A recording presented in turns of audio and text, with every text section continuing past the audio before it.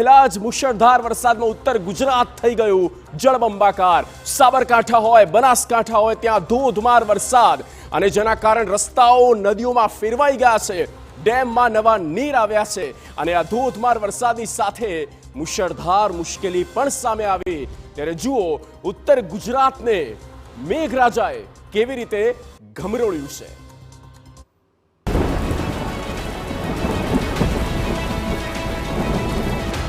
ગુજરાત પાણી પાણી,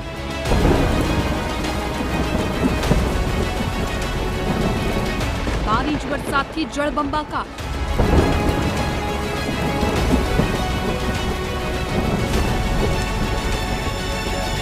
સાબરકાંઠામાં વરસ્યો સાંબેલા ધાર।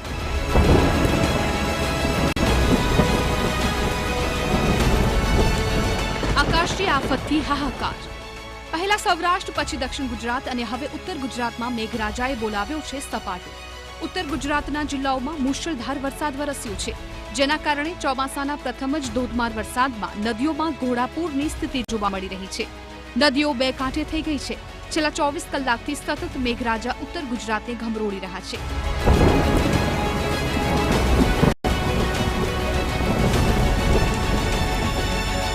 સાબરકાંઠા જિલ્લામાં બારે મેઘ ખાંગા થયા હોય તેવા દ્રશ્યો સામે આવ્યા છે। ખેડબ્રહ્મા અને વડાલીમાં રાત્રિ દરમિયાન ધોધમાર વરસાદ વરસ્યો છે।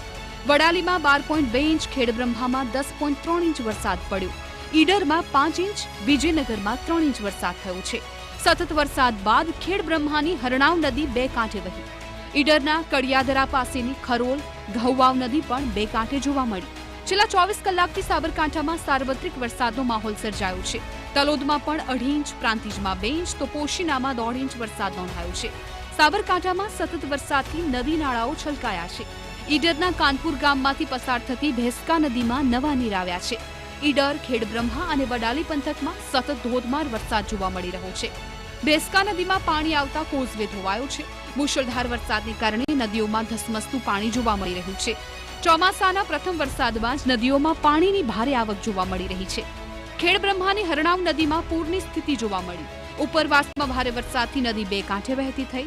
નદી કાંઠાના વિસ્તારમાં લોકોને પ્રવેશબંધી કરાઈ। નીચાણવાળા વિસ્તારોના કોઝવે બંધ કરવામાં આવ્યા। નદી કાંઠે ચુસ્ત પોલીસ બંદોબસ્ત ગોઠવાયો। ધરોઈ ડેમમાં 60,000 ક્યુસેક પાણીની આવક થઈ। ઉપરવાસમાં ભારે વરસાદથી જળાશયોમાં પાણીની આવક જોવા મળી રહી છે। નદી કાંઠાના ગામોને તંત્રએ હાલ એલર્ટ કર્યા છે। ખેડબ્રહ્મા અને ઉપરવાસના વિસ્તારમાં જે પ્રકારે ભારે વરસાદ વરસ્યો હતો ગત રાત્રિએ, તેના કારણે હરણાવ નદી જે છે તે ખેડબ્રહ્માથી પસાર થાય છે। વિજયનગર અને ખેડબ્રહ્મામાંથી આવતી હરણાવ નદી જોઈ શકાય છે, બે કાંઠે થઈ છે।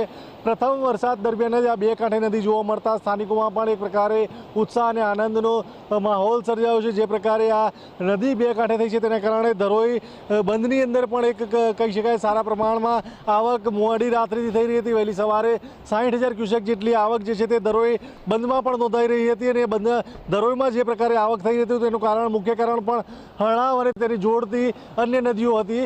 હરણાવ નદીનો આ નજારો જોઈ શકાય છે। પ્રથમ વરસાદે જ આ પ્રકારનો કેમેરા પર્સનને કહી છે નજારો જે છે તે નદીને બે કાંઠે જોવાનો જે નજારો લાહવો જે છે તે ખૂબ જ સુંદર જોવા મળતો હશે અને પ્રથમ વરસાદે જ આ પ્રકારનો માહોલ જોવા મળવાના કારણે સ્થાનિક લોકો પણ વહેલી સવારથી જ અહીં નદી કાંઠે જોવા માટે ઉપસ્થિત થયા હતા। લોકો નદી કાંઠે ન પહોંચે તે માટે પોલીસ દ્વારા પણ બંદોબસ્ત દાખવવામાં આવ્યો હતો। કોઈ પણ વ્યક્તિ નદી કિનારે ન પહોંચે તે માટેના તમામ રસ્તાઓ પણ બંધ કરી દેવામાં આવ્યા હતા। જે પ્રકારે આ હરણાવ નદી છે, હરણાવ નદીની અંદર જે પ્રવાહ ધસમસતો વહી રહ્યો છે તેના કારણે કોઈ જોખમ ન સર્જાય તે માટેનું પણ સાવચેતી દાખવવામાં આવી રહી છે। સાબરકાંઠાની ઈડરની ઘઉવાવ નદીમાં પૂરની સ્થિતિ ઊભી થઈ છે। ઘઉવાવ નદીના પૂરનો આકાશી નજારો જોવા મળ્યો। ડ્રોન કેમેરાની નજરે જુઓ તો નદીમાં કેવી રીતે પાણીનો પ્રવાહ વહી રહ્યો છે તે દેખાઈ રહ્યું છે। ચોમાસાના પ્રથમ વરસાદમાં જ ઘઉવાવ નદી બે કાંઠે થઈ। ઉપરવાસમાં ભારે વરસાદને પગલે નદીઓમાં ઘોડાપૂરની સ્થિતિ જોવા મળી। બનાસકાંઠામાં પણ મેઘરાજાએ બોલાવી છે સટાસટી। અમીરગઢ પંથકમાં અનરાધાર વરસાદ વરસ્યો છે। ઇકબાલગઢમાં ભારે વરસાદને પગલે ખેતરો બેટમાં ફેરવાઈ ગયા। ઈડર, વડાલી અને ખેડબ્રહ્મામાં ખેતરોમાં પાણી ભરાયા। મગફળી, બાજરીના તૈયાર પાકને નુકસાનની ભીતિ ખેડૂતોને સતાવી રહી છે। વાવણી કર્યા બાદ ભારે વરસાદથી ખેડૂતો મુશ્કેલીમાં મુકાયા। રોડ પર ઘૂંટણસમાં પાણી ભરાતા લોકોને હાલાકી થઈ। અવિરત વરસાદથી રેલવે અંડરબ્રિજ પાણીમાં ગરકાવ થયો।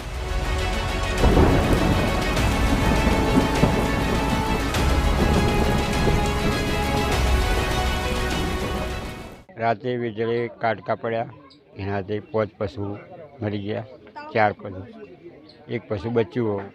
આના પર મેં આખું ગુજરાત ચલાવતા દોઈ, અને રાતે 4 પશુ મરી ગયા.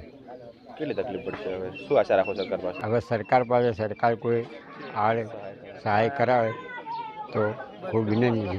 મારા કાકાના ખેતરની અંદર વીજળી પડવાથી 4 પશુ મૃત્યુ પામેલ છે. તો સરકારશ્રીને નમ્ર અપીલ કરીએ છીએ કે તમને થોડા ઘણી પણ સહાય કરીએ તો એમનો પરિવાર સહાય થાય તો એમનો પરિવાર એમના પગ ઉપર ઊભો થઈ શકે. તો બનાસકાંઠાના અમીરગઢ ઇકબાલગઢ પંથકમાં ધોધમાર વરસાદ વરસ્યો. ઇકબાલગઢ એપીએમસીમાં ભરાયા વરસાદી પાણી. માર્કેટયાર્ડમાં પાણી ભરાવાને કારણે વેપારીઓને હાલાકી થઈ. હાઈવે ઓથોરિટીની બેદરકારીને કારણે એપીએમસીમાં પાણી ભરાતા હોવાનો દાવો.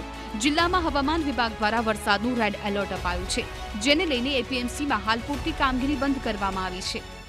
માર્કેટયાર્ડ દ્વારા 7 દિવસ પહેલાં ખેડૂત મિત્રોને તથા વેપારી મિત્રોને વરસાદથી માલ પડે નહીં તે માટે અગમચેતીના ભાગરૂપે સૂચના આપી દેવામાં આવેલી હતી, જેથી કરીને માર્કેટની અંદર કોઈપણ પ્રકારની જણસી પડેલી નથી કે કોઈ નુકસાન થયેલ નથી.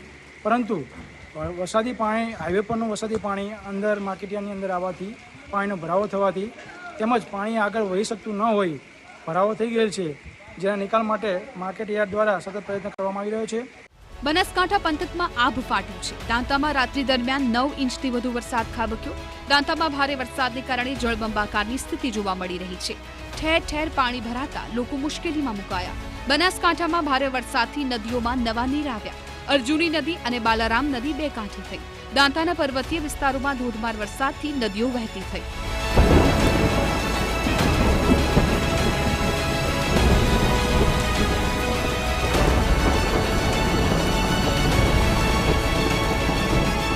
બનાસકાંઠામાં ધોધમાર વરસાદ બાદ હાલાકીના દ્રશ્યો પણ જોવા મળ્યા. પાલનપુર તાલુકાનો વેડંચા ભાવિસણા માર્ગ બંધ થયો.